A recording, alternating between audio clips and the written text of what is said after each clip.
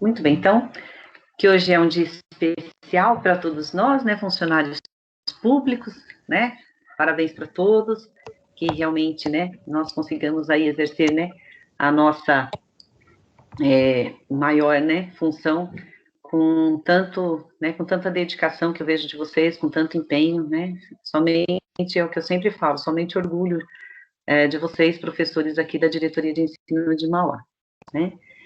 Mas bora lá, né, vamos lá para nosso momento de formação aqui da diretoria. Então, os informes são os de sempre, que a reunião está sendo gravada, a gente pede para vocês, né, deixarem as câmeras fechadas, os microfones mutados, por enquanto, né, aí somente no momento da interação, que a gente abre para que a gente tenha uma melhor qualidade. Muito bem, então hoje nós vamos ter 2 objetivos, tá? Estimular a aprendizagem e também experimentar uma metodologia ativa. Então, a nossa reflexão, ela vem, aí vocês vão pensar, nossa, mas de novo, né, esse tema, qual que é a necessidade de sempre retomarmos, né, com outros olhares, né, o mesmo tema? Justamente para a gente construir esses conhecimentos, né, ter mais firmes, né, essas informações em nossas memórias, né? Então, como nós podemos estimular a aprendizagem, né? Como que a gente pode reafirmar os aspectos, né, de desenvolvimento na idade escolar e na adolescência, que é o nosso público maior. Então, na TPC anterior, nós trouxemos, né, o tema a brincadeira, onde nós falamos bastante, né, dessa importância, né, do desenvolvimento cognitivo através das brincadeiras, né, do desenvolvimento de uma forma mais ampla, né, relacionada ao social, ao próprio desenvolvimento motor. E hoje a gente vai parar para pensar um pouquinho nesses desenvolvimentos, né, cognitivos, socioemocionais, dentro dessa faixa etária que é a nossa maior clientela, né, de 6 até os 17 anos. Então, o que a gente vai retomar? As características, né, da criança, né, nessa idade escolar e do adolescente. Então, a gente entende que essas características, né, que eles nos apresentam, né, através das atividades, né, do seu próprio desenvolvimento, a gente entende que a influência, né, as características do meio, elas têm uma grande contribuição, né? Então, para nós, professores, nós temos que ter essa compreensão desse desenvolvimento, até mesmo para a gente conseguir pontuar, né, subsidiar ali as nossas ações com mais segurança. Então, a gente sabe que a gente vai ter ali a questão da inteligência, pode ser considerada, né, já em alguns artigos, que ela é parte herdada, né? Mas a gente sabe que é possível deixar qualquer pessoa muito inteligente, né, estimulando somente. Então, aí tem alguns questionamentos, né, em que a gente vai fazendo essas reflexões. Mas aí o que é importante? É a gente sempre ter mais claro como nós podemos contribuir nesse momento. Então, a gente tem ali muitas teorias, né, e o que é legal, assim, praticamente a grande maioria, né, dos artigos, das teorias que nós temos, né, de todos os estudos, eles vêm de psicólogos, de psicanalistas, que se debruçaram, né, com um olhar voltado para a educação. E é até fácil de entender, porque no desenvolvimento escolar é que fica até mais fácil para conseguir identificar, né, digamos assim, essas evoluções. Então, nós temos aí muitas teorias, né, mas o que é mais legal é que todas elas concordam que a pessoa, né, quando a pessoa ela assume, né, o seu papel nesse desenvolvimento, quando ela é ativamente, né, ela tem esse querer, esse desenvolvimento, ele acontece com uma maior frequência, tá?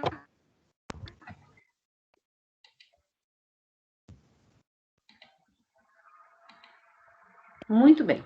Então, nós temos aqui, dentro, né, desse ciclo, né, vital, nós temos aí 8, né, digamos assim, nós teríamos 8 períodos de desenvolvimento, onde esses 8 períodos eles vão acontecendo de uma maneira como se fossem fases, né? Em que a gente tem a nossa fase anterior e somos desafiados, né, a participar de uma fase seguinte. Então, desde a gestação, né, até a gente chegar lá no nosso momento, né, já da velhice, nós vamos estar nesse ciclo vital, né, de desenvolvimento e de aprendizagem. Então, nós temos aqui um artigo onde ele coloca, né, que desde o pré-natal, né, desde a concepção até o nascimento, a gente vai ter a primeira infância, a segunda infância, a terceira infância, a adolescência, o jovem, a meia-idade, e depois, né, a nossa fase adulta lá e até chegar à velhice. Muito bem, a gente vai se refletir um pouquinho hoje sobre a terceira infância e a adolescência, né, sobre esse tipo de desenvolvimento. Na terceira infância, que pega lá dos 6 aos 11 anos, nós temos os estudos, né, de Piaget. Então, todos nós já, né, tivemos oportunidade de estudar muito sobre o desenvolvimento, né, que ele propôs, que ele criou, né. Então, só para a gente poder resgatar um pouquinho, que lá no cognitivo, né, digamos que na área mais voltado para mental, que é o que é os estudos dele que vai dar essa divisão aí, né? Então a gente vai ter praticamente dividido em 4 períodos, né? Que seria o sensório motor, o pré-operatório, o operatório concreto e o operatório formal. Então a gente vai estar pensando hoje um pouquinho mais no operatório concreto e no operatório formal. Então Piaget ele coloca, aqui eu acho que a gente não precisa se pegar tanto, né? O importante é a gente ter isso um pouquinho mais vivo em nossa memória hoje, que é em relação ao comportamento da criança. Então, Piaget ele vai colocar que são esses estágios, né? E dependendo desses estágios, é que a criança ela vai vai demonstrando, né, esse desenvolvimento aí cognitivo através dos seus estímulos ali no ambiente. E Vygotsky, o que ele vai colocar? Que esse desenvolvimento ele vai acontecer também, né? Mas ele não vai se apegar tanto em questão de etapas por idade. O que ele vai colocar? Que o meio, né, que o sociocultural, ele vai influenciar muito, né? Então, Vygotsky, ele tem essa ideia que a criança, mesmo que ela não tenha ali, de repente, né, um ambiente talvez tão estimulador, né, quanto que é desenvolvido lá, né, com o Piaget, Vygotsky vai colocar que a criança ela vai ter esse desenvolvimento, por quê? Porque ela está ali naquele convívio, né, no social, então ela tem os valores da cultura, né, as tradições, então isso vai fazer com que a criança tenha esse desenvolvimento, sim.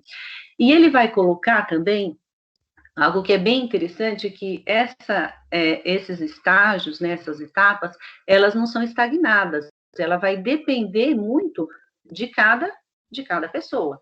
Então, ele coloca que tem uma zona, né, de desenvolvimento proximal, ou seja, é fundamental esse convívio, né, e até mesmo com os adultos, porque justamente quando a criança ela está se apropriando de alguma informação, para ela conseguir, né, subir esse degrauzinho, né, ainda falta um pouco, que é o que ele chama de uma lacuna, que aí é que chega uma intervenção de um adulto significativo, né, daquele, né, ou o irmão mais velho que pode estar ajudando, ou o primo, ele aprende com o tio, com o professor, com o pai, com a mãe. Então, é isso que a gente vem buscar nesses estudiosos, né? E para o desenvolvimento, né, dos nossos alunos, aí nessa fase de 6 a 11 anos, a gente percebe muito esse desenvolvimento, né, crescente, principalmente nessa parte cognitiva. Muitas vezes a gente até, né, tá ali trabalhando com a criança e de repente você fala assim, nossa, parece que a criança, né, ela acordou para a vida, né, ela se despertou. Isso acontece muitas vezes porque a criança tem esse desejo, né? E aí a gente entra nessa questão também socioemocional, né? Que a gente vem trazendo ali, né? A importância da criança ter o conceito sobre si mesmo, e aí a gente resgata um pouco de tudo que nós já conversamos, né? Já trabalhamos, né? Mais detalhado em outras ATPCs, né? A questão da emoção, o quanto a emoção ela vai ter a influência nesse ponto, né, dentro do ambiente de aprendizagem, né? Então, nós já falamos lá das inteligências, né, socioemocionais, e o que a gente não pode descartar, né, que o ambiente familiar, ele é a base, né? Ele está ali. Mas também a gente tem que entender que a escola ela vai ter, no momento pensando, né, criança, quando chega para a gente lá nos 6 aninhos, né, 6, 7 aninhos, a escola, muitas vezes, ali, o papel do professor, nesse momento, ele se torna até maior do que, às vezes, o papel ali, né, da figura familiar. Por quê? É no ambiente escolar, né, que ele vai ter ali as relações sociais, as primeiras relações sociais. Então, é ali que ele vai começar a se firmar, a se entender, né, competente, digamos assim, para ele ter esses laços, né, até mesmo no momento em que ele começa a demonstrar as habilidades ali aprendidas, essa segurança. Então, é o professor quem está ali, né, e a gente sabe que não é uma missão fácil, né?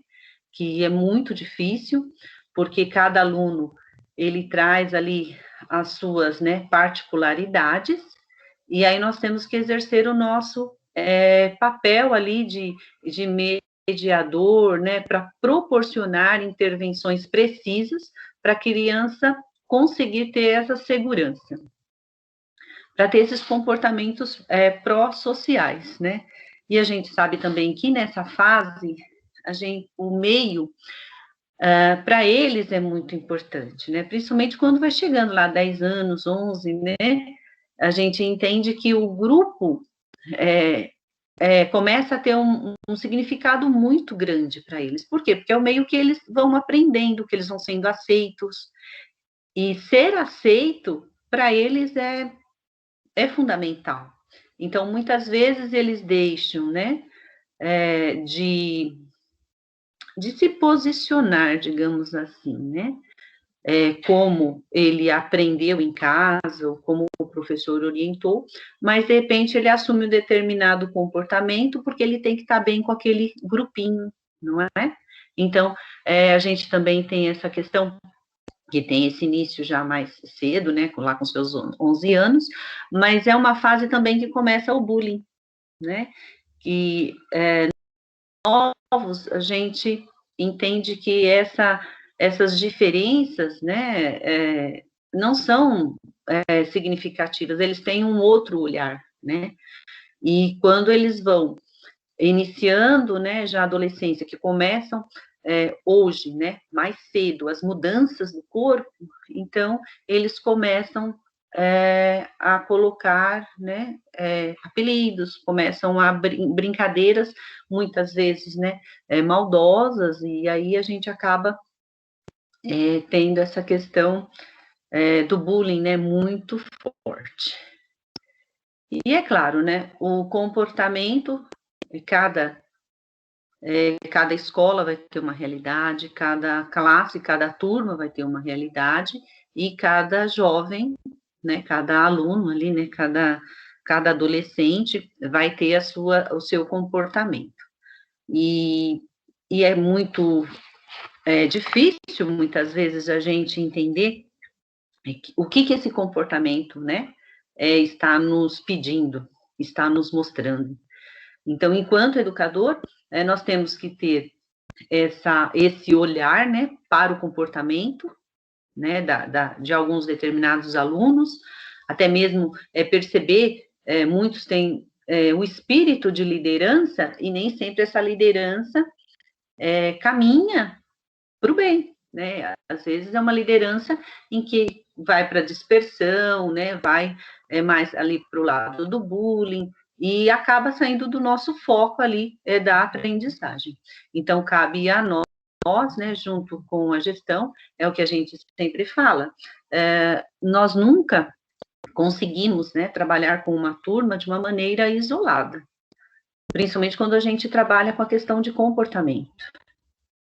A gente sabe que isso está muito relacionado em questão do pessoal. Por isso que é muito importante o professor, os professores, né, sempre estarem comungando com as mesmas ideias, né, tendo ali o mesmo, né, objetivo, né, trabalhando de uma maneira muito comum. Nós passamos por várias escolas, então a gente percebe que em determinadas turmas, né, com determinados professores, as turmas, elas não demonstram esse comportamento de respeito para com o trabalho do professor, né? Então, o que esse comportamento traz para nós no dia a dia, né? Que reflexão, que ajuda que nós temos, né, ali para oferecer, tanto para o jovem quanto para o professor. Porque nós vimos lá que no ciclo, né, vital, nós estamos o tempo todo nesse desenvolvimento cognitivo, né? Então, continuando ali para me passar muito, nós vamos ter aqui também o desenvolvimento dos estágios, né, psicossociais, que aí a gente vai ter um outro autor, né, o Erik Erikson. É muito interessante esse autor, porque a vida pessoal dele, né, ele é psicólogo, e ele foi, eu acredito que para essa área, porque a mãe escondeu que ele era adotivo, né, e quando ele descobriu, ele até quis retirar o sobrenome do pai, né, por isso que Erikson, aí o primeiro nome ficou Erik Erikson. Então, é uma história em que ele se debruça, né, nos estudos ali, para poder encontrar ali as soluções, né, as respostas, na verdade, né, para esse desenvolvimento. Então, nos estudos dele, o que ele vai colocar? Que a confiança, né, a confiança básica versus a desconfiança, desde o primeiro aninho, né, de 0 a 1 aninho. Então, quando a principal tarefa é a de confiar no cuidador principal. E caso, né, isso não ocorra, a função do comportamento do cuidador, a criança pode ver o mundo como um lugar ameaçador, né, não confiável. Então, se a gente parar para pensar, quantos dos nossos alunos tiveram, né, a oportunidade de ter um cuidador, né, nesse primeiro aninho, né, uma pessoa que realmente estivesse ali para dar essa segurança. O segundo é a autonomia versus a vergonha e dúvida, né, que já vai de 1 aninho até 3 aninhos. Quando a criança ela já começa a ser capaz, né, de fazer as coisas sozinhas, né, como se vestir, se alimentar, e aí tem a falha de alcançar a autonomia, gera vergonha, e a dúvida, né, com a sua própria capacidade. Porque a gente tem muitos casos em que ali o adulto ali, né, a pessoa que está cuidando, muitas vezes acha que a criança ela é incapaz, né? Não dá a oportunidade para que ela se alimente sozinha, né? Principalmente, né, quando a criança começa a se alimentar, a mãe fala, mas ela vai fazer toda aquela sujeira, né? Mas é importante a gente saber como alimentar e dar esse estímulo para a criança ter essa segurança, né? E aí de ter os seus cuidados, né, os seus primeiros cuidados de higiene, né, e de se trocar. Então, a gente precisa incentivar para que essa criança tenha essa segurança, né? Aí depois a gente vai ter a iniciativa versus a culpa, que é de 3 a 6 anos, quando a criança, ela deve aprender o equilíbrio entre ter iniciativa e respeitar os limites, né? Então, a falha, né, dessa obtenção desse equilíbrio gera culpa. Muito comum a gente ver isso, principalmente no início, né, quando a criança chega lá na educação infantil. Então, a escola, ela tem as suas regras, ela mantém ali, né, procura manter esse equilíbrio, e muitas vezes, fora da escola, ela acaba perdendo, né, essas regras. Então, é onde tem esse conflito. Então, muitas vezes a criança acaba se sentindo até mesmo culpada por não estar cumprindo, ou, né, porque ela tem já esse discernimento. A produtividade versus a inferioridade, que chega numa idade, aqui, ó, de 6 a 12 anos. Então, quando a criança, ela tem a idade escolar, ela desenvolve, né, um domínio das habilidades escolares, né, e as sociais, né, e a falha leva em sentimentos de inferioridade, de baixa estima. Então, aqui, enquanto professor, a gente tem que ter muito cuidado, porque é uma fase em que a criança, né, vai estar se alfabetizando. Por isso que muitas vezes a gente fala assim que o professor, né, o polivalente, né, ele acaba sendo o porto seguro para a criança, porque é justamente quando ela vai estar dominando essas habilidades que ela vai ter esse professor ao lado, né, que vai ajudar a ela ter ela se sentir segura, né, para ela não ter esse complexo, né, de inferioridade, que ela não consegue, que ela não aprende, né. A próxima, que é a identidade versus a confusão de papéis, que é uma fase bem extensa, né, que é uma fase que a gente pega toda ela, né, de 12 a 20 anos, né. Então, é quando o adolescente, ele deve estabelecer a sua identidade social, né, e ocupacional básica, né, ou ele terá a dificuldade em desempenhar o seu papel como adulto. Então, nessa fase, é muito, muito importante o papel do professor, também, né, claro, da família, sem dúvida, mas é nessa fase em que é muito mais difícil para nós professores, porque é uma fase em que o grupo, né, de amigos, né, o grupinho deles, né, então é muito mais forte, né, muito mais importante para eles do que, né, até mesmo os professores, né, os adultos.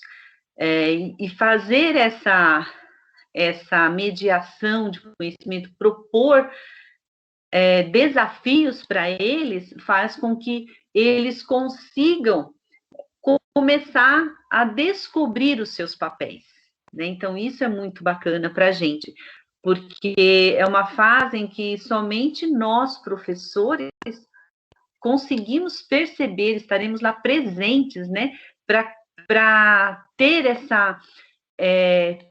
estar junto com eles quando eles começam a fazer essas descobertas. Então, isso é muito gratificante, né? É muito trabalhoso, mas é muito gratificante, porque eu acredito que cabe somente à escola esse momento, né, de participar dessas descobertas, né? E aí depois a gente vai ter a intimidade versus o isolamento, que já está mais na fase de 20 a 40 anos, cuja tarefa principal é a formação de fortes laços de amizades, né, e em relação à relação íntima central. O isolamento, ele decorreria da inabilidade em atingir esses objetivos, né, a contento, né, gerando solidão. Então, é uma fase que a gente presencia muitas vezes, né, quando eles saem da escola, ou até mesmo, né, em nossas famílias, essa questão do isolamento, né, quando eles saem ali do terceiro ano, a gente tem alunos do terceiro ano que já fica, nossa, o ano que vem é o primeiro ano que as minhas férias vão ser eternas, né, porque passou lá a vida inteira na escola e de repente, né, então, você que tem essa preocupação, né? Essa ansiedade em poder encontrar ali, né, as pessoas com quem ele possa estar se relacionando, né, ter mais segurança. E aí, a gente tem o último, que é a produtividade versus a estagnação, que é de 40 a 65 anos. Fazem que o adulto deve tornar-se produtivo no trabalho e cuidar de sua família, ou de outras pessoas, né? Os que não assumem essas tarefas, eles tornam-se estagnados, né? Ou autocentrados. Então, a gente percebe muito isso, né? Em toda a sociedade, mas que passa muitas vezes despercebido pela nossa própria correria do dia a dia. A gente não consegue, de repente, perceber se esse adulto, né, se ele está precisando de um auxílio ou não. E o último seria a integridade versus o desespero, né, que já seria ali no caso a velhice, né? Quando o idoso olha para o passado e faz um balanço, né? E se vê como um produto produtivo ou significativo. Se sua tarefa para essa etapa ela é vencida, né? Caso contrário, ele obtém o quê? Decepções, né? Ainda indicação de que não há tempo, né, para refazer, né, as suas escolhas, né? Então, a gente percebe que tem muitas pessoas, né, já chegando, quando chega nessa fase, elas acabam, quantas pessoas a gente conhece que muitas vezes elas se aposentam e aí, né, não conseguem se encontrar ainda como no desenvolvimento, né, na produtividade, acaba se lamentando por coisas que não fez, que não dá tempo de fazer. Então, o que a gente tem que ter claro hoje é que a gente está nesse grande ciclo vital e que ao tempo todo, né, nós estamos ali tendo a oportunidade de aprender, tá? Deixa eu só ver aqui.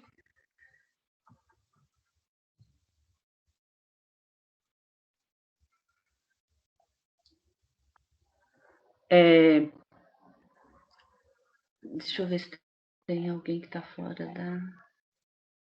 Tá.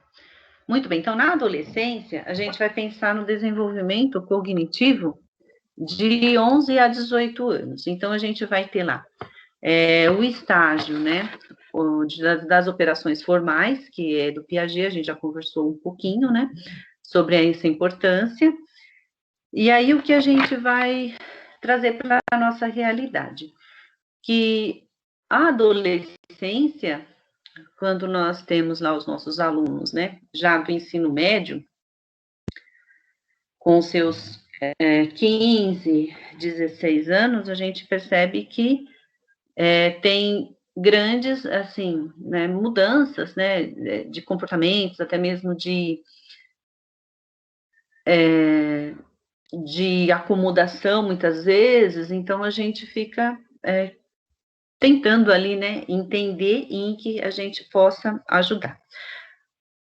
Assim como as outras fases, a gente entende que a adolescência, ela não vai ter aquele período fechado. Olha, chegou aqui, né, agora já não é mais adolescente, né? A gente vai ter esse período, porque cada um vai depender dessa maturação, desse desenvolvimento pessoal. Então, os estudos aqui no Brasil, eles mostram que praticamente aos 22 anos, a gente tem uma maioria que passam dessa fase, mas assim, dentro dessas características, né? Quando eles começam a ter, né, mais autonomia, então a gente percebe que a partir de 16 anos, muitas vezes, eles acabam indo para o mercado de trabalho, né? Não por uma questão de opção, mas por uma questão de necessidade, até mesmo pelo contexto da nossa sociedade, né, da nossa classe brasileira. E muitas vezes, quantas, né, de nossas alunas a gente presencia a maternidade, né, a paternidade aos 16, 17 anos, muitas vezes porque não se cuidou. Então, eles acabam passando, né, digamos assim, esse estágio, já buscando o próximo estágio da vida adulta, de uma maneira muito inesperada, digamos assim, né. Então, a gente entende que é importante eles terem uma boa base a cada estágio, para que eles tenham condições, né, de ter essas decisões, né, mais futuras, lá para os seus 20, 22 anos, né, ter essa iniciação à vida adulta, quando eles começam a pensar, não, eu quero votar, eu quero dirigir, né, eu quero ter minha autonomia, eu quero começar a trabalhar, mas a gente entende que em nossa sociedade isso não acontece dessa forma, infelizmente. E é nessa fase também desse desenvolvimento, né, cognitivo, onde nós temos ali os nossos adolescentes, né, muito produtivos e que gostam muito de desafios, e também eles estão com muitas perguntas, né, sem respostas. Eles estão buscando quem eles são. Eles estão buscando a identidade do que realmente eles gostam. Então, o grupo em que eles têm ali de amigos é fundamental, é o que é seguro para eles, não é? Mas, muitas vezes, eles entendem que não é aquilo que eles querem para a vida deles. Então, eles precisam se empoderar de certezas para poder tomar as decisões, né? E é nessa fase que é bem legal que a gente tem o projeto de vida, né? Agora nas escolas. Então, o projeto de vida, ele não vem como mais assim, um projeto, né, que o governo acha que é bonito. Não, ele vem baseado em cima de estudos, né? De muitos artigos, muitos autores, em que estão demonstrando a importância do jovem fazer essas próprias descobertas. Porque não é nesse momento em que ele vai falar assim, olha, eu quero ser um astronauta, né? Lá com seus 11 anos. Ah, o que você quer ser? Ah, eu quero ser um astronauta. Então, no momento em que ele começa, em que a escola dá a oportunidade para ele pensar o que é ser um astronauta, né? Quais os caminhos que você tem que seguir para conseguir ser um astronauta, né? Onde que você tem que estudar? O que que você tem que estudar para ser um astronauta? Então, ele começa a ver, às vezes, alguns caminhos que ele fala assim, olha, não me identifico tanto com exatas, não me identifico tanto com essas regras. Então, ele vai falar assim, não, eu queria ser astronauta, mas daí a pouco ele vai falar assim, não quero mais ser astronauta, eu quero ser uma outra, né, quero ter uma outra profissão. O projeto de vida, até mesmo para eles almejarem, né, o que eles querem para a vida deles, até mesmo do lado pessoal, né, familiar. Então, são situações de desenvolvimento cognitivo que vão propiciar para os alunos até mesmo a mudança de comportamento. E aí chega, né, onde eu quero chegar hoje, né? A gente traz tantas teorias, várias reflexões para a gente conseguir dar um pequeno passo. Então, é nesse momento da adolescência, né? Aí a gente questiona, né? Será que a gente consegue oferecer, né, para os nossos alunos essa oportunidade de desenvolver esse estágio cognitivo, né, dentro das nossas escolas?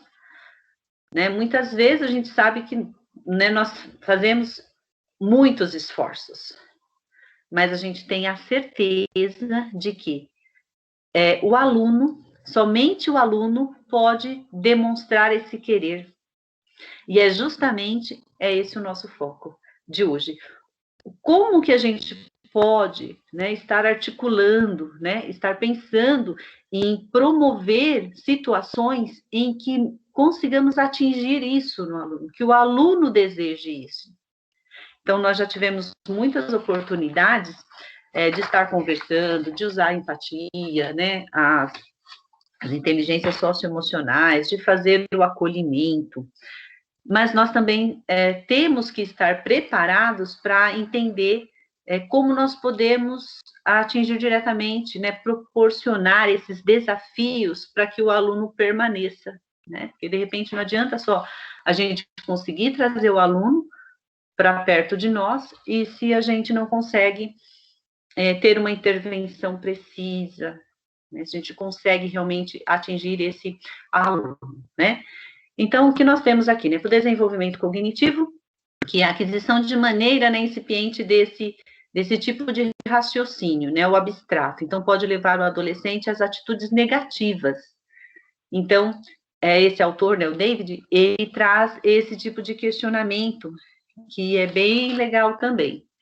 Ele traz, cadê? A questão desse comportamento que a gente muitas vezes entende que são atitudes negativas, né? Que elas não estão. Estou tentando encontrar aqui porque eu não consigo ler abaixo. Que elas são, de alguma maneira, fora, né, dos padrões. Mas o que ele traz como que a gente pode olhar para esse comportamento, né? Então, quando o nosso aluno ele traz lá, né, a tendência, né, para ficar discutindo, a tendência de discutir, né, uma vez que estão sempre buscando testar e exibir suas novas aquisições em termos de raciocínio e destreza verbal. Muitas vezes a gente percebe que ali, né, nessa fase, né, de 11 a 18 anos, talvez a gente observa mais pensando lá no ensino médio. Tem sempre o aluno que está ali com aquela questão sempre, né, voltando naquele mesmo assunto, né, e querendo gerar, né, ali algumas polêmicas, né, tirar ali o foco, né, para ficar sempre testando, né, sempre para ficar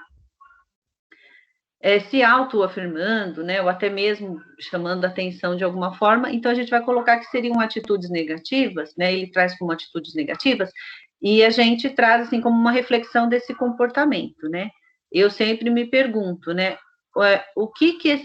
que resposta que esse aluno está buscando, né, o que ele precisa? Porque se está ali, querendo fazer uma discussão, que é uma discussão vazia, né, às vezes a gente percebe isso até mesmo no comportamento adulto, eu diria que até depois dos 18 anos, mas enfim. Se é aquela discussão, né, onde não tem fundamento, né, então, né, a gente tem que tomar uma decisão ali, né, uma pronta decisão e, de uma certa forma, contornar ali para que isso não venha a interferir ali no nosso andamento da sala, né. Ou até mesmo o comportamento, né, de indecisão diante de várias possibilidades, né, parecem ter a dificuldade de fazer escolhas simples. Então, isso acontece muitas vezes ali no jogo mesmo, né, a gente percebe que, de repente, tem ali uma situação que a gente entende até que seja simples, né, mas que o aluno, ele não consegue encontrar ali uma resposta. Então, a gente tem que observar também esse comportamento que o David traz como uma atitude negativa, mas que nos chama a atenção, a gente não deve deixar passar em branco, é isso, né? Aí depois, encontrar defeitos em autoridades, né? Pois eles percebem que os adultos estão aquém da figura que eles idealizam e tem a necessidade de dizê-lo. Então, a gente percebe muito esse comportamento, essa atitude, em relação, muitas vezes, aos professores, não é? Essa maneira desse enfrentamento, de não respeitar enquanto autoridade. E aí a gente tem que ter esse conhecimento para poder ajudar o aluno, né? Porque ele está com uma grande dificuldade.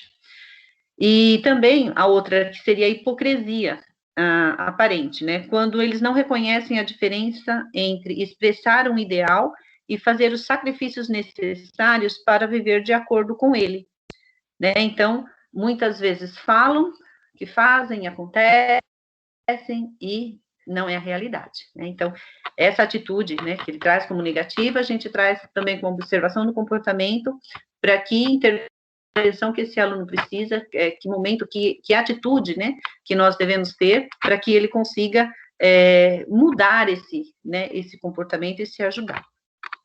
E aí a gente vai ter a última, né, que é a suposição de vulnerabilidade, ou seja, crença que as suas experiências são especiais e únicas, e que não estão sujeitas às mesmas regras que regem o mundo, o que pode levar ao comportamento autodestrutivo. Então, a gente percebe isso quando o aluno, né, por isso que eu falo que seria, talvez, lá na fase mais do início do ensino médio mesmo, de repente eles começam a beber, né, leva bebida para a escola, começa a fumar, né, e aí eles acham que eles estão no controle da situação, né, que eles acham que tudo que os adultos falam, olha, né, isso é o início do vício, que não sei mesmo o quê, depois a pessoa não consegue mais sair, aí eles desacreditam, né, eles acham que eles são donos da verdade, né, que eles conseguem sair na hora que eles querem, e aí a gente sabe que isso não acontece, né. Então, é dessa maneira que a gente tem que exercer o nosso papel enquanto escola, né?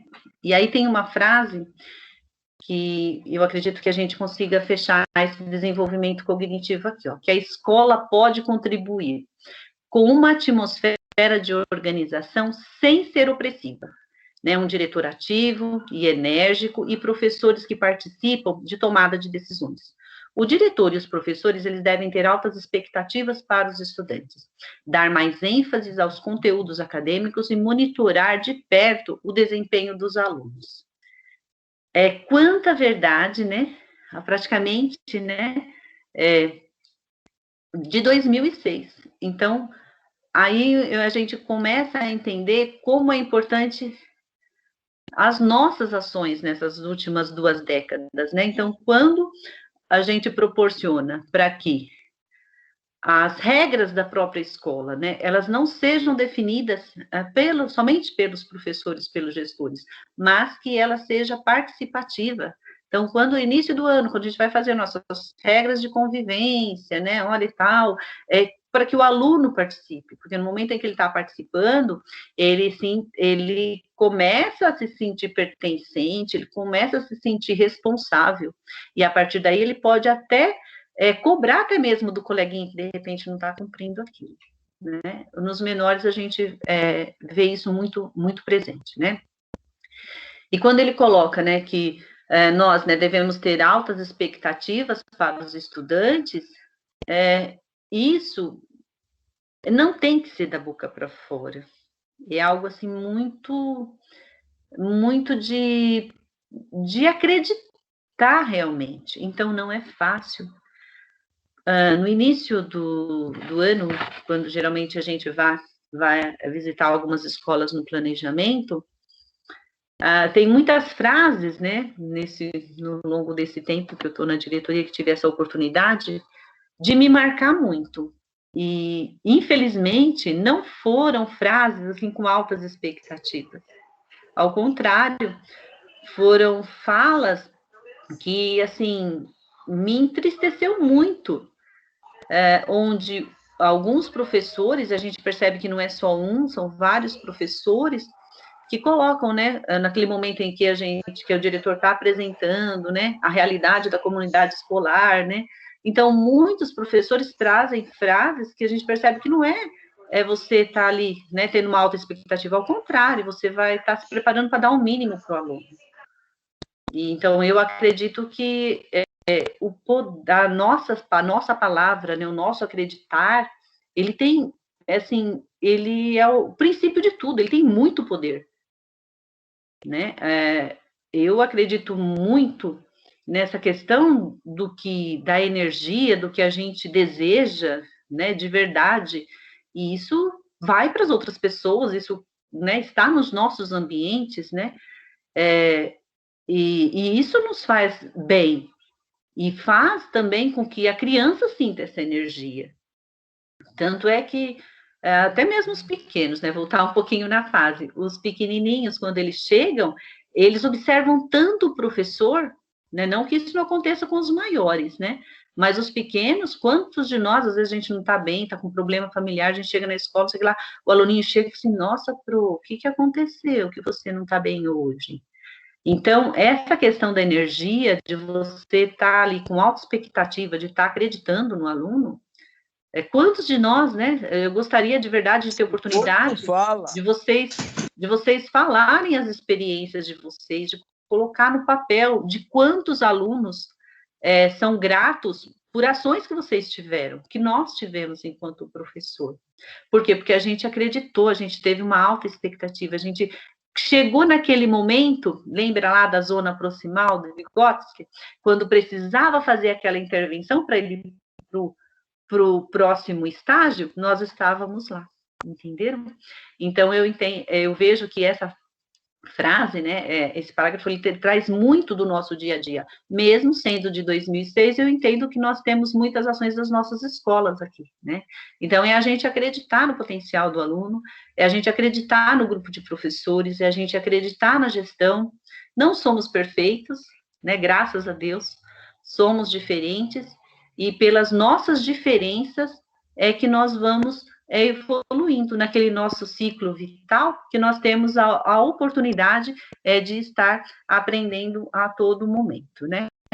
E o que é mais legal, quando ele coloca, ó, monitorar de perto o desempenho dos alunos, é o que mais a gente tem tentado fazer, não é verdade? Nesses últimos meses, pelo menos, é o que mais a gente tem tentado fazer. Conseguir identificar em que estágio está esse aluno e como a gente pode, né, estar intervindo para que ele consiga avançar. Muito bem, então vamos lá.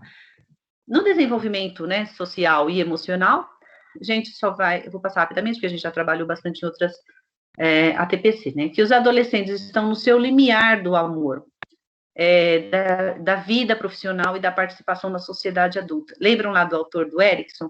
Então, quando ele traz, né, que os adolescentes estão no limiar do amor, é a fase em que eles estão buscando isso. E, de verdade, o que muitas vezes acontece? A própria família, muitas vezes, não entende esse desenvolvimento do adolescente, né, nessa fase adolescência. Então, os pais, eles participam das reuniões escolares dos filhos, geralmente até os anos iniciais, eles são mais presentes. Quando chega nos anos finais, já não são tão presentes. No ensino médio, eles nem aparecem, né? Muitas vezes é assim, a gente entende. Então, agora imagina para o adolescente, ele deixa de querer ser amado, ele deixa de querer receber algum sinal de carinho, de amor? Não. Nosso ciclo todo, nós precisamos sentir esse acompanhamento, não é verdade? Então, quando ele coloca, né, que estão na fase, né, limiar do amor, imagina, nós passamos por isso, né? Quantas dúvidas, quantas incertezas, né? Quem eu sou, o que eu quero, e aí, de repente, isso nos falta. Muito bem. E aí tem o nosso papel, né? Da escola, né? Para que a gente também esteja, né, presente, ajudando o adolescente a conviver com todas essas questões. A adolescência, ela pode ser vivenciada posteriormente, lembrada, né, como uma fase boa e importante, que é isso que a gente deseja todos, né? Muito bem. Então, como articular, né, esses saberes à nossa prática?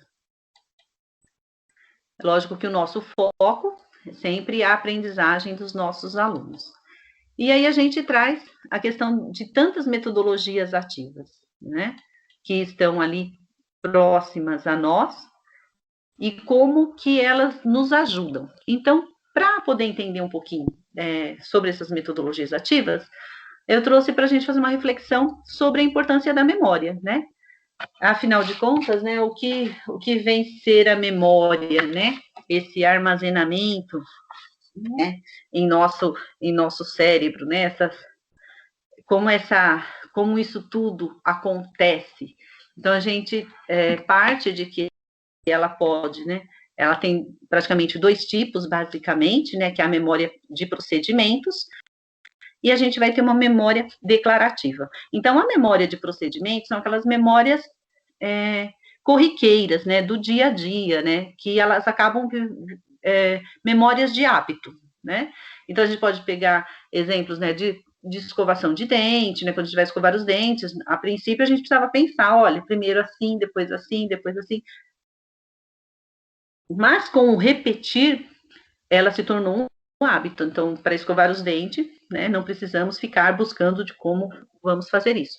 Dirigir também, quando a gente começa a dirigir, nossa, peraí, o que faz? Um pé, a mão, Aí depois, praticamente, a gente fala assim, nossa, parece que é automático, né? A gente entra no carro e a gente precisa prestar muita atenção, porque às vezes a cabeça está, né, em outro lugar, está preocupado com o trabalho, com a família, e aí às vezes a gente não se concentra como deveria. Então a gente precisa, né, sempre lembrar de se concentrar para dirigir.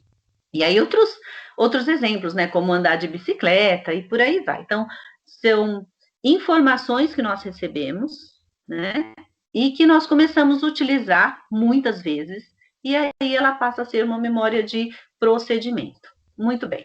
Então, a gente tem a memória declarativa aqui, em duas partes, né? A memória de curto prazo, que é uma memória, né, que age no momento em que uma informação ela está sendo adquirida, né, ela fica armazenada por curto tempo, até ser decidido se essa informação, se ela merece ser guardada ou se ela merece ser descartada. E aí a gente vai ter a memória de longo prazo. A memória de longo prazo é tudo aquilo que é armazenado, né, de forma definitiva e que fica na memória, né? Então, para que isso aconteça, é necessário de uma informação de curto prazo, ela seja transformada em longo prazo.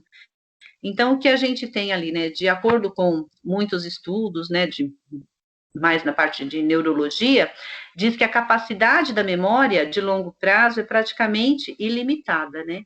Que bacana. Mas a gente tem aqui, ó, que o processo dessa aprendizagem, né, de curto prazo para memória de longo prazo, a gente precisa de uma consolidação. E essa consolidação, ela ocorre quando? Quando uma informação, ela se torna definitivamente armazenada, né, em uma determinada área, né, do nosso cérebro, na memória, né, ela vai se consolidar. Através do quê? Através dela ser usada várias vezes de formas diferentes, né? Por isso que é importante, quando a gente fala assim, olha, vamos trabalhar esse conteúdo, de repente, de uma maneira diferente. Porque nós vamos estar utilizando a informação que foi dada para o aluno, vamos estar ativando, né, para que haja essa consolidação. Então, isso é muito bacana, né? E aí a gente tem o cone, né, do aprendizado, que não é tão recente, ele é de 1960 e atual, né, aos nossos dias. Então, o que a gente vai ter, né, que essa pirâmide é de Edgar Dali, ele teorizou que os estudantes, né, eles retêm mais as informações pelo que eles podem fazer em oposições, né, ao ser só o que eles são, o que eles ouvem, o que eles leem, né, ou somente aquilo que eles observam. Então, ele tem a pesquisa dele que levou ao desenvolvimento do cone da experiência. E esse cone da experiência, a gente vai ter aqui também, né, nos nossos documentos, inclusive, né, o nosso material da secretaria, ele é baseado, né, para que a gente tenha metodologias ativas aqui, para que a gente tenha mais assertividade, né. Então, por exemplo, se a gente simplesmente traz uma informação onde o aluno somente lê, a gente vai ter ali, né, 10% do que nós vamos conseguir guardar em nossas memórias, né? E ao passo que se a gente traz essa mesma informação, né, mas para que o aluno ele tenha uma experiência diferente, a gente vai perceber que ele vai ter aqui um armazenamento, né, na memória praticamente de 90%. Então, dessa maneira que a gente pensa, né, em estar reorganizando as nossas ações. Então, por exemplo, a retenção em 2 semanas. Por isso também a gente traz que a questão da avaliação, ela não deve ser somente no final, né, ali, né, ela tem que ser durante todo o percurso. Pois se os estudos demonstram que em 2 semanas a gente consegue reter, né, imagina se a gente deixa para fazer uma avaliação depois de 2 meses, aí não tem condições, não é verdade? Mas, enfim, se a gente ler textos 10%, se ouvir, né, as aulas, né, ou até mesmo, né, os audiobooks, 20%, ver as figuras, as fotos, os diagramas, 30%, ver e ouvir, né, trazer as informações, demonstrações, 50%, e aí a gente percebe que, através de uma maneira mais ativa, né, aqui a gente vai ter 70%, quando a gente coloca o aluno para participar, né, de uma discussão, quando ele fala sobre um assunto, e aí a gente pode começar a trazer questionamentos, né, para que ele vá se aprofundar nesse assunto que ele trouxe, né? De repente ele usou algum termo mais generalizado ali, corriqueiro, muito básico, né, do dia a dia, e aí a gente pode, de repente, fazer um questionamento, e aí onde ele vai ativar que ele precisa buscar mais informações. Então, nesse ativar, nesse querer do aluno, é aí que a gente tem que chegar. Porque esse desenvolvimento, ele vai depender o quê? Primeiro, do querer pessoal. Então, é isso que a gente tem que despertar. E aí a gente consegue chegar em 90% aqui daquilo que estamos falando e fazendo. Então, proporcionar simulações, né, aulas em que o aluno realmente coloque a mão na massa, em que ele faça, né? E aí a gente vai ter um outro autor, mais recente, de 2006, que ele vai trazer até uma nova tabela aqui, ó, de 85% a 90%, né? Olha que bacana. Então, no momento em que a gente simplesmente pede aqui, né? É importante o aluno ler, ter o hábito de leitura? Sim, né? É importante o aluno escutar, é importante ver. Toda essa pirâmide, ela é fundamental. O que a gente não pode, não deve, é simplesmente se usar de uma única situação. O que a gente tem que proporcionar são todas, né? Todas as possibilidades para os alunos, para que eles comecem a se identificar e como eles começam a perceber.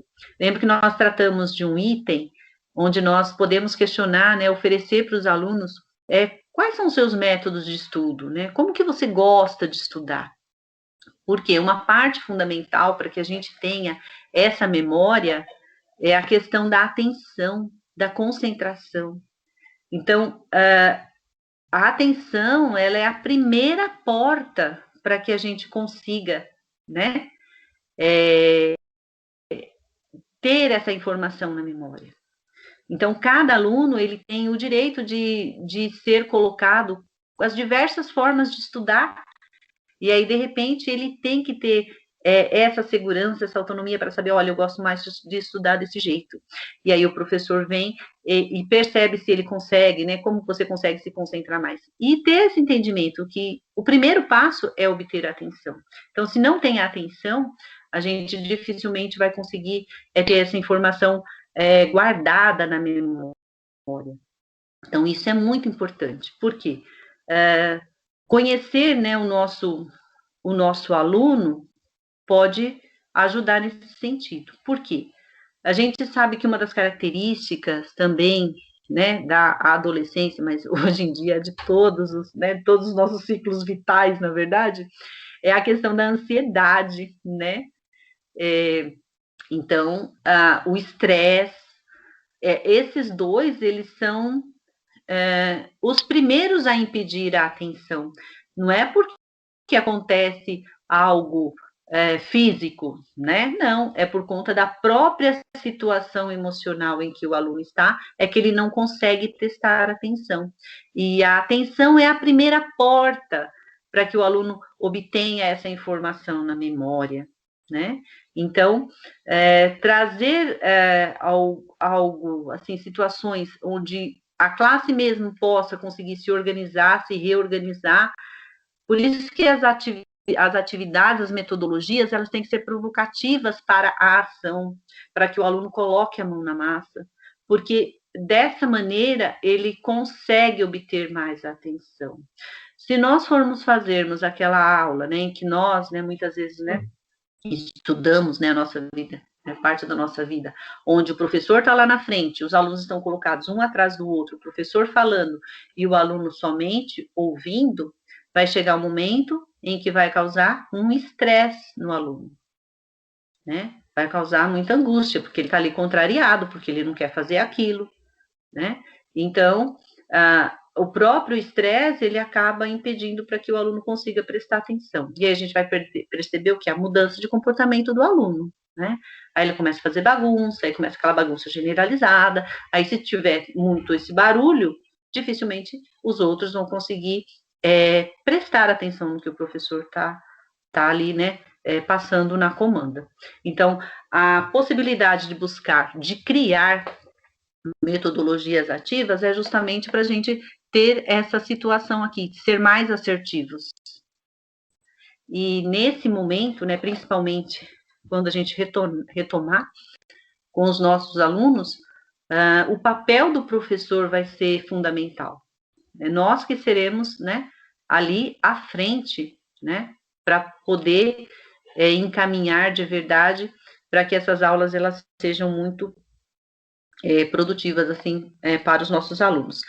Então, o William ele traz até uma divisão maior aqui, ó, de 70% para 95%, né? Onde 80% aqui, olha que bacana, é escrever, interpretar, traduzir, expressar, revisar, identificar, comunicar, ampliar, realizar, demonstrar, praticar, diferenciar, catalogar. Então, nós temos aqui muitas possibilidades para que a aula ela seja muito, né, muito ativa. 90%, 95% aqui, ó, é explicar, resumir, estruturar, definir, generalizar, elaborar, ilustrar, enfim. Essa pirâmide também, ela me trouxe uma reflexão, né? Passei por algumas situações, venho passando, né? Desde quando a gente não podia ter esse contato com os professores. Muitos professores que estavam com aulas dos anos iniciais, eles faziam uma aula teórica e uma aula prática. Em educação física, a gente não tem como manter uma aula teórica e uma aula prática, né? Até mesmo porque a criança, primeiro é o repertório motor, o que ela tem que desenvolver nessa fase é o repertório motor, e ela só vai desenvolver fazendo. E até mesmo porque a gente sabe que se o aluninho ficar lá escutando uma aula para depois de 2 dias ir lá executar, a gente sabe que isso não vai dar certo, né?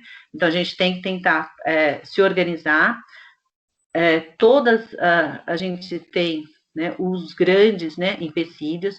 Nós temos escolas que não têm quadra, nós temos escolas que não tem espaço nem de pátio, nem de quadra, são poucas, mas a gente tem essa dura realidade, mas o que a gente tem que proporcionar é aqui, ó, são atividades que elas sejam realmente ativas para os alunos, né, para que a gente consiga ter mais assertividade. Muito bem, então dentro dessas possibilidades, a gente vai ter dentro do nosso currículo, né, a gente tem os jogos eletrônicos, mas também a gente pode colocar situações, né, de jogos, né, com material reciclável, né, o que é possível. Então, aqui é uma queimada, né, queimada de tampinha, o que é possível. Tem uma outra atividade para a gente também estar, né, desenvolvendo, até mesmo essa questão da memória deles, a brincadeira do stop, que eles gostam bastante. Então, a gente tem a oportunidade de fazer online, né, dá para a gente fazer agora. É bem legal esse site, eu acredito que eu já tinha sugerido para vocês.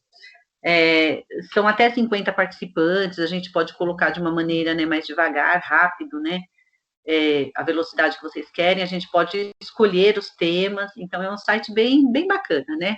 O aluno entra, coloca o nome dele, né? Você manda lá o link, ele entra, coloca o nome dele e brinca. É bem legal.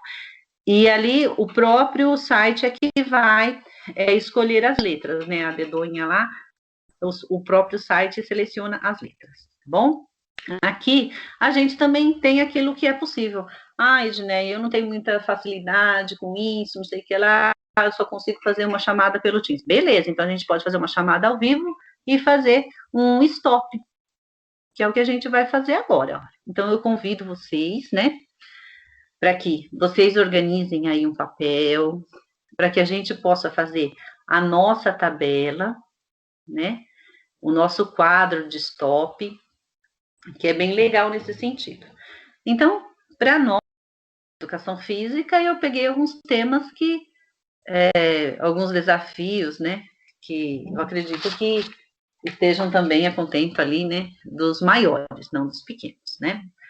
Mas aí para os pequenos podem fazer com menos, né, com situações, né, mais do dia a dia deles. Mas aí o que a gente pode pode pensar em fazer nome de esportista. Podemos colocar itens em que a gente tem certeza que eles vão conseguir, né? Isso é bem bacana. Né? Cidade, estado, país, a cor, uma música, né? Esportes ou jogos, fundamentos, né? Ou jogadas, para eles colocarem lá, elementos, né? Objetos esportivos, times, marcas esportivas, um mascote, e também a gente pode colocar coisas do dia a dia deles, né? Frutas, legumes, alimentos, e também, ao invés de a sogra educação física, Então, a gente vai ter ali umas regrinhas, né? A nossa regrinha vai ser a seguinte: quem conseguir preencher primeiro, vai falar o seu nome, né? Porque aqui não adianta falar stop, porque eu não vou conseguir ouvir, né? Então tem que falar o seu nome. Por exemplo, Edneia. Aí a gente sabe que a Edneia terminou primeiro. Ah, eu não tenho microfone. Tá, então se não tem microfone, então se você terminar primeiro, você vai escrever eu no chat. Que aí a gente sabe pelo nome, pela identificação aqui, quem terminou primeiro, tá? Então, como é uma maneira... vocês estão fazendo a tabelinha, né? Eu tô dando tempo. Vão fazendo aí.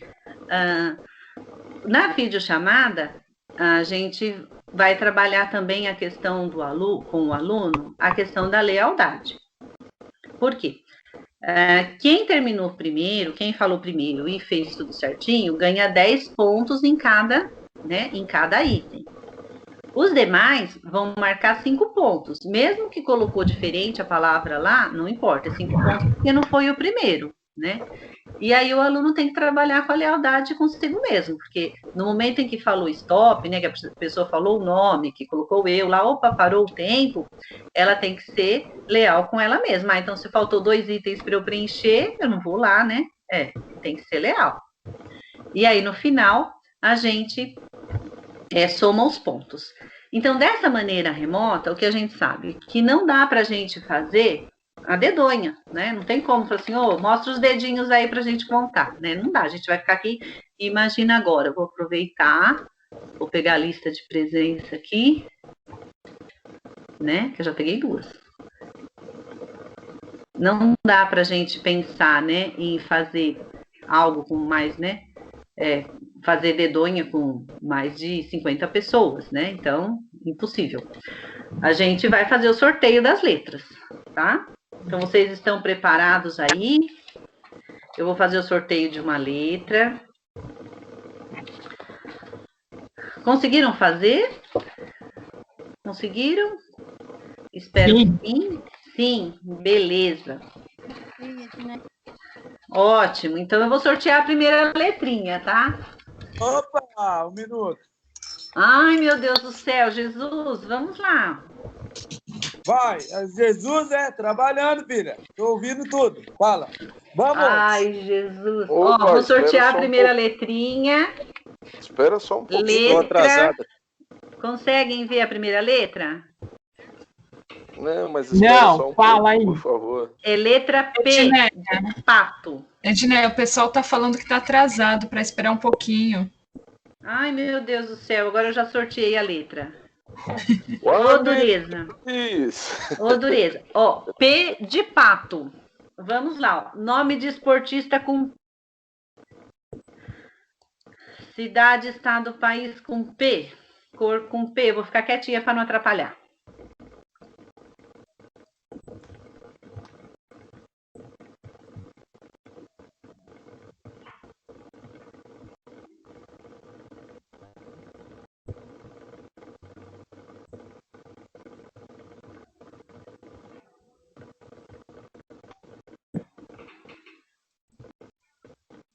Ai, Jesus, esse silêncio. Bora lá. João do pulo. Mas ele fazia. Vai lá, quem falou primeiro? Espera aí que eu não ouvi. Quem terminou?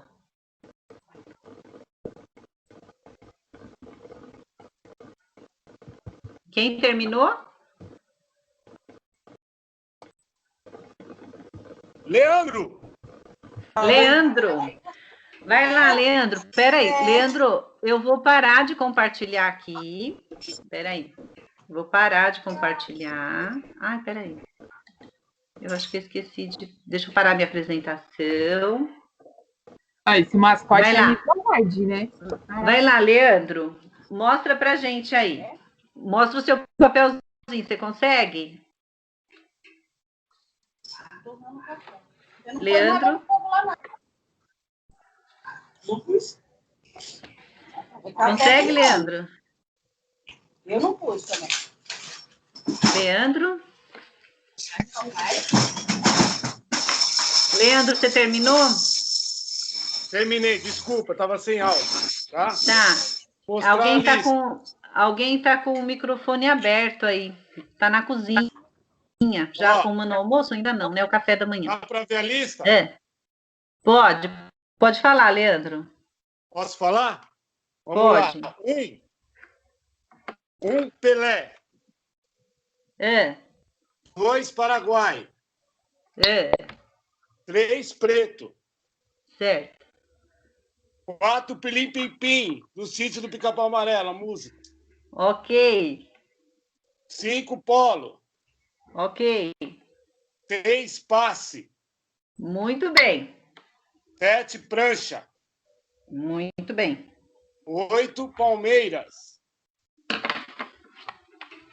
Certo. 9 Pênalti. Muito bem. O 10, eu não sei se vai valer, mas é um mascote no time japonês. É um Puma. Ah, tá. Depois eu passo o nome do time, se vocês nos acreditar. Beleza? Certo. 11, Pera. 12, Primordial. Muito bem, Leandro. Então, 10 pontos para o Leandro. E os demais vão marcar 5 pontinhos aí para cada item que preencheu. Continuando, vou sortear uma outra letra. Essa eu vi. Sacanagem. Sortear uma outra letra. Vem a letrinha. Letra A. Letra A.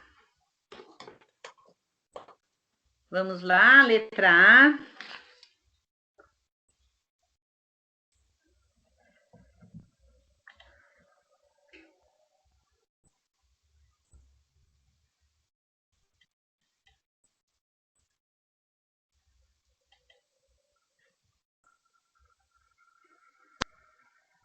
Compartilha a tabela aí, Edneia, pra gente, por favor. Tá, já tô indo. Eu escrevi tudo. Tá bom. Peraí, deixa eu ver se vai. Letra A.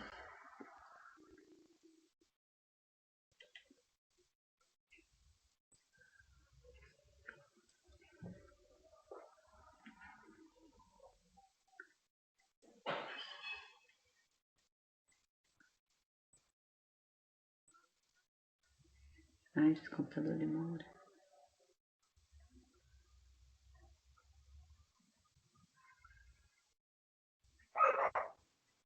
Vamos lá, letra A. Eita, que demora. Edneia, compartilha a tela que tava, por favor. Eu tô tentando, ele tá demorando para subir. Peraí.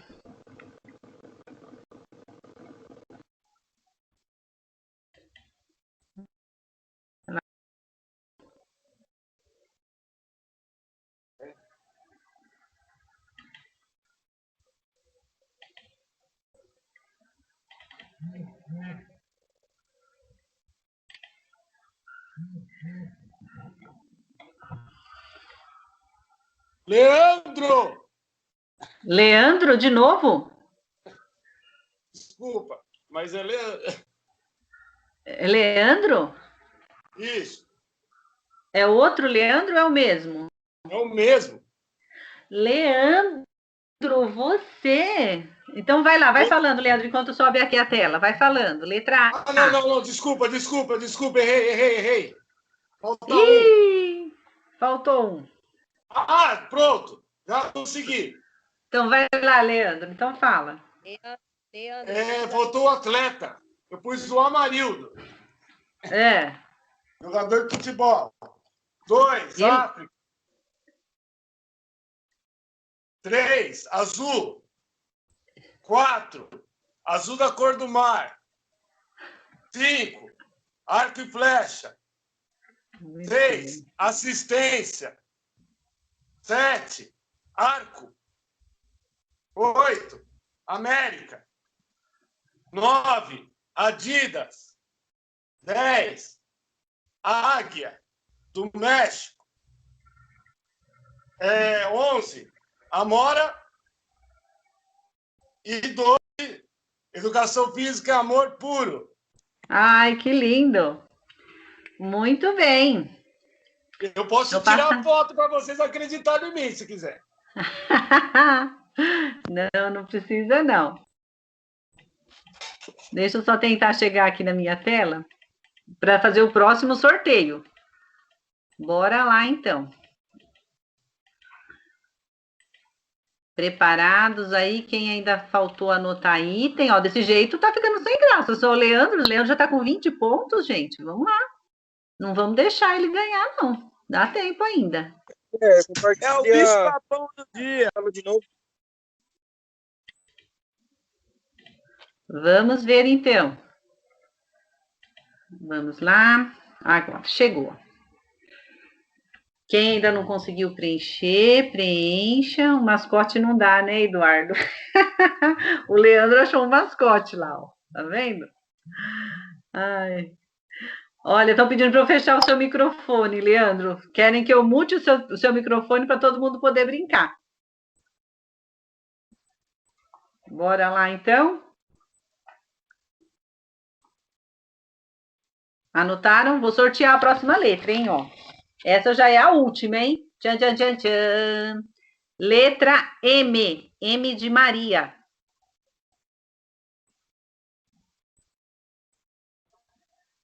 Vamos lá. Não deixa o Leandro ganhar de novo, não. O Eduardo está colocando que o Leandro é muito criativo, que é para eu ficar falando aqui para atrapalhar o Leandro.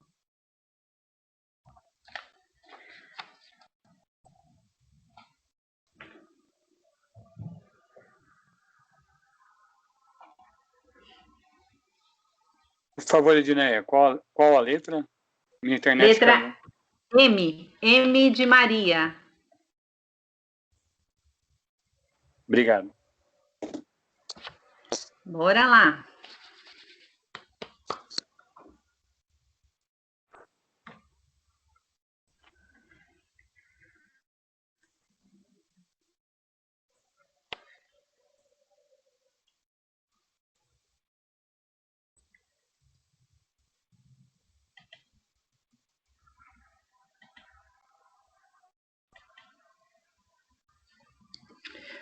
Muito bem. Ninguém ainda? Aí depois vocês vão falar que é o Leandro que vai falar de novo, hein? Aí eu quero ver.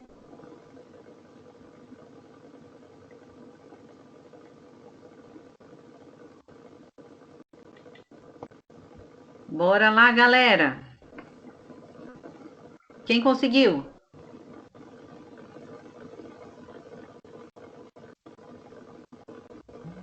Eduardo. Esse tá fácil, Mauá. Ah, o Eduardo. O Eduardo conseguiu. Vai lá, Eduardo. Vai lá, Eduardo. Marister Bueno. Dá para ouvir? Dá, Marister fala mais Bueno. alto. Manaus. Marrom. Música urbana. Maratona. Manchete. Maca. Macaé, Micasa. O mascote é o mascote do Corinthians, é o Mosquito. Mosquito?